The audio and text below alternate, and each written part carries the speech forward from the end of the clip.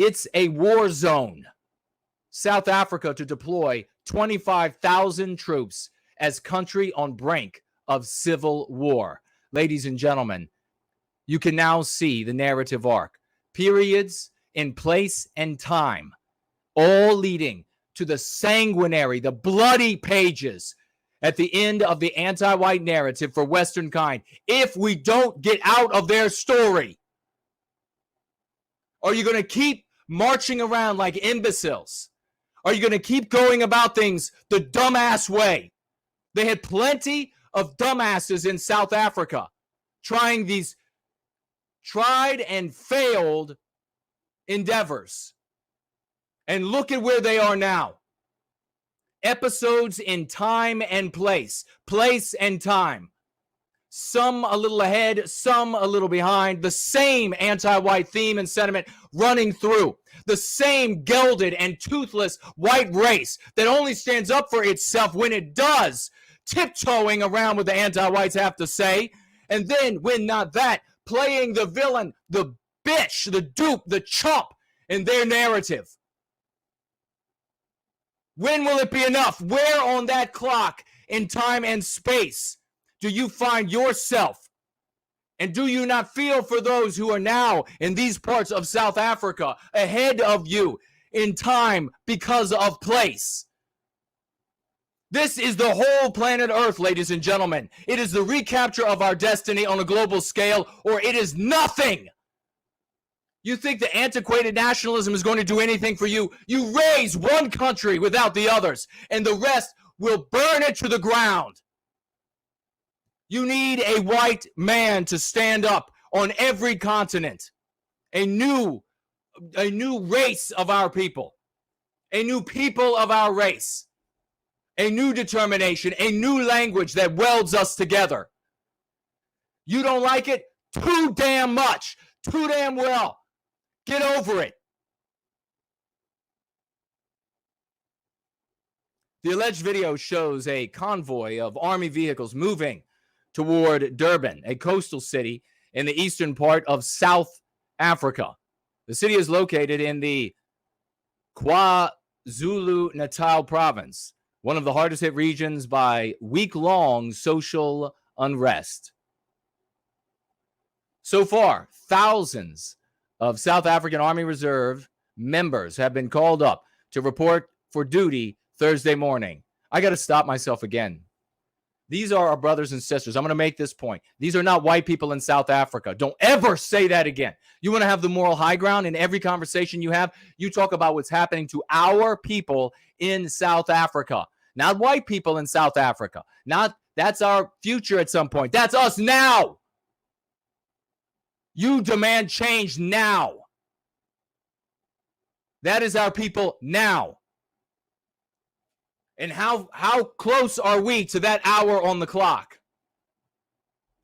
How close are you where you live in space relative to time? How close are you to that hour when the government sends, the rabidly anti-white government calls of the reserves to come and quell the mass murdering and raping and destruction of society, the destruction of the infrastructure, for God's sake? For what?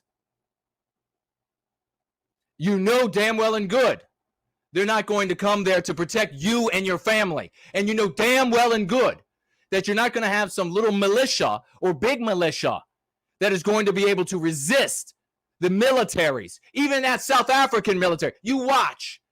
If the white people, if our brothers and sisters, I almost did it myself, if our brothers and sisters in South Africa attempt to resist and fight the army in South Africa, they will be murdered to a man. Every one of them.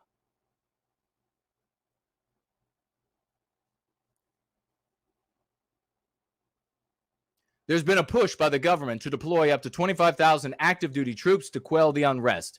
In the coming hours, if not days, the military presence in KwaZulu-Natal should dramatically increase to thwart further spreading of looting and violence. Quoting here a number of so many dead. Of course, that number is going to be far below. CNN will give you the proper number. Pardon me, but it's going to be far more than is what's being reported. Because what's happening, we'll get to that MP in just a moment about South Africa. The Daily Maverick warns parts of South Africa are on the brink of severe fuel and food shortages, with key supply routes severed due to social unrest. Let me ask you, for all the cravens out there, all the isolationists, you think you could survive that? You think when they cut off all the electric, the fuel, the food, the water, you think you're going to survive? You think when the swarming mobs come looking for food and sex and weapons, etc., at your property, and they have weapons, you think you're going to be able to resist that? You think you're going to be able to hide long enough? Get your head out of the sand that is on your backside. Since the riots began last week, following former President Jacob Zuma's imprisonment for contempt of court, and forget about this contempt of court nonsense. Don't even discuss that. All of these things you bring up just to use the lexicon, that's what you're peppering in. These things are the tools, these things are the matrix, they're the containers to use the lexicon. You drop it and you roll. That's how you make a change in the world. Zuma obviously was white erasing South Africa too quickly, and greater powers became panicked about that. And maybe this is the case, maybe it's not. And then they decided, well, we got to put an end to that, because if it goes forward at the pace it's moving forward, well, Western kind are going to observe this from abroad. And then maybe like in some other part of the world, when anti-whites in Russia that became Soviet Russia, they got a little bit carried away with all of their murdering. And then that caused countries nearby to say, whoa, we don't want any of that. They might be worried about that happening again. So just easy, get rid of Zuma, say it's corruption and contempt of court, and throw him in jail. We'll have us a new president. And this white erasure can continue at a pace slow enough that the heat on the pail that the frog is in, that white frog, is going to be just right. So he ends up cooking without ever knowing it. That's what sounds to me like is potentially the case. But of course, I defer to the geniuses at CNN.